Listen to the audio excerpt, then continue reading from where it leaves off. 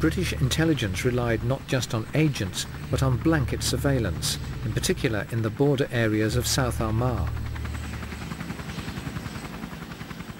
Here, in the IRA's most impenetrable stronghold, the Det couldn't mingle with the locals with the freedom it did elsewhere.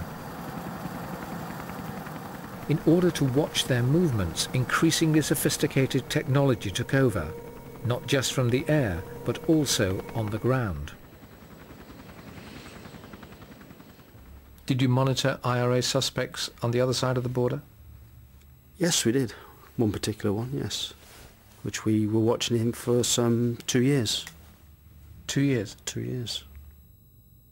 Ken served with the Det for a number of years. His speciality was high-tech surveillance. And what could you see? You could see... Well, we could read his number plate on his car, let's put it that way. Using a large lens, we could look into this character's house. We would watch him morning, noon, night. We could see, even in pitch black, we could see what he was actually doing. Daytime, in colour, we could see what he's having for breakfast, if he's having a cooked breakfast, or he's having cornflakes, whether he's children ready for school. Is this a live camera you're trying to put in place? It is, yes. Transmitting live pictures, going back via microwave link to Portadown. So people in Portadown can sit and watch a senior IRA suspect going about his business? His day-to-day business, or his not-so-day-to-day business. However covert the techniques, there were few the IRA did not know about. Cameras were found in fields, bugs in houses, and tracking devices in cars. But most remained in place, transmitting vital intelligence on the IRA. The effect was devastating. What did the technology enable British intelligence to do? Effectively, I think, to bring the IRA to a standstill where it could move very, very little. I think that's what technology done.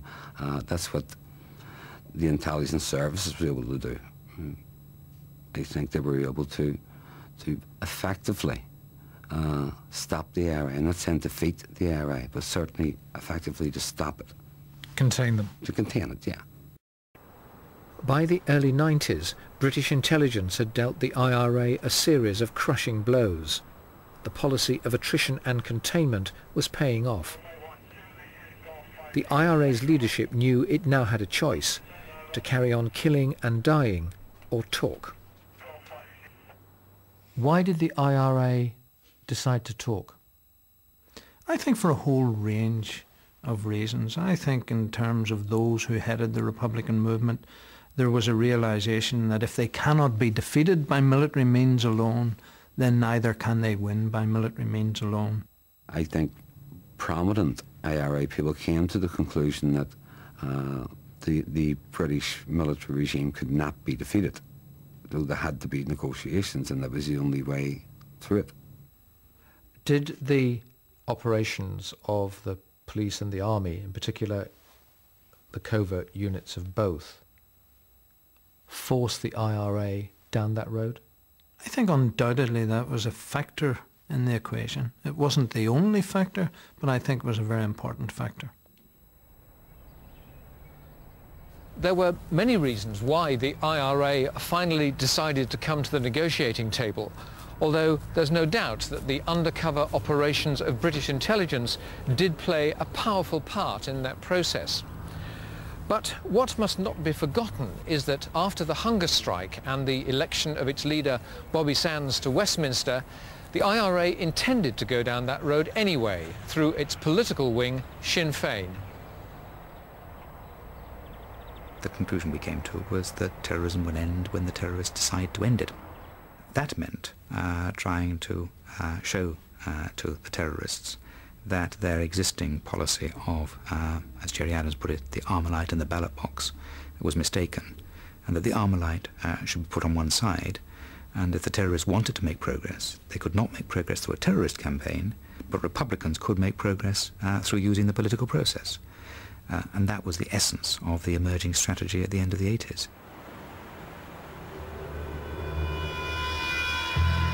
By early 1991, the pieces were beginning to fall into place. Putting them together involved the government in the most sensitive operation of all, communicating with the IRA. It was done in the utmost secrecy. The ground was laid by the MI6 officer Michael Oatley.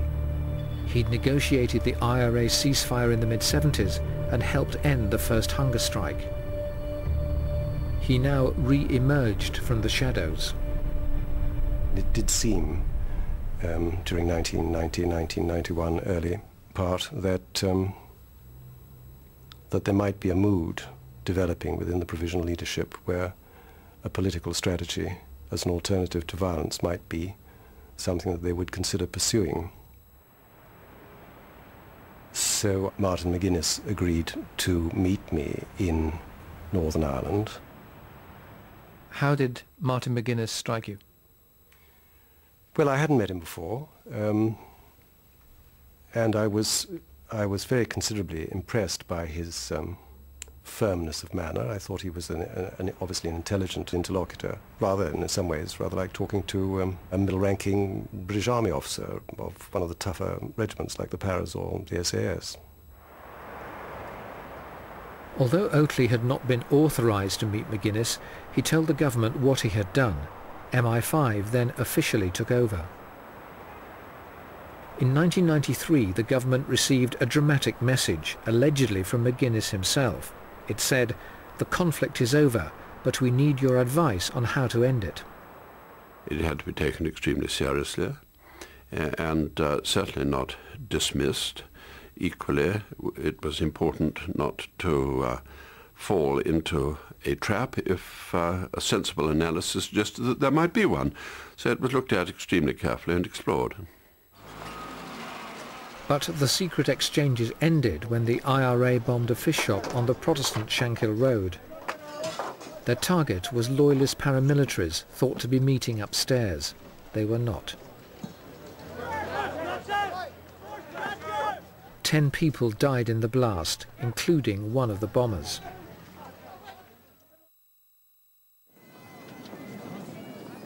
Gerry Adams carried the bomber's coffin. The Prime Minister, John Major, made no secret of his feelings about talking to Adams. I can only say that would turn my stomach over and that of most people in this House, and we will not do it. Yet this was the man with whose organisation the government had been conducting a secret dialogue for over 2 years. Within days of the Shankill bomb, the secret contacts were dramatically revealed. Mayhew faced the press. Were you nervous? Oh, of course. Of course. Because there they all were, slavering for blood. A good opportunity to screw this minister. Here he is on the most tender of all subjects, and it looks as though he's been negotiating when he said he hadn't.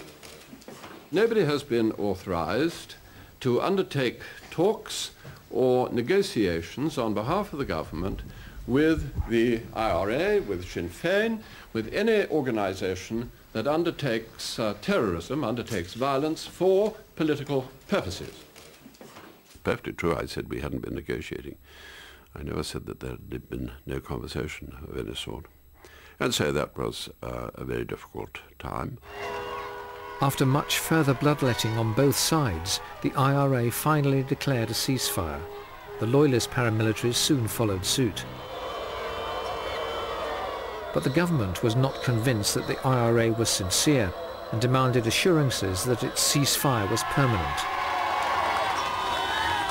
The Brits were not going to lower their guard.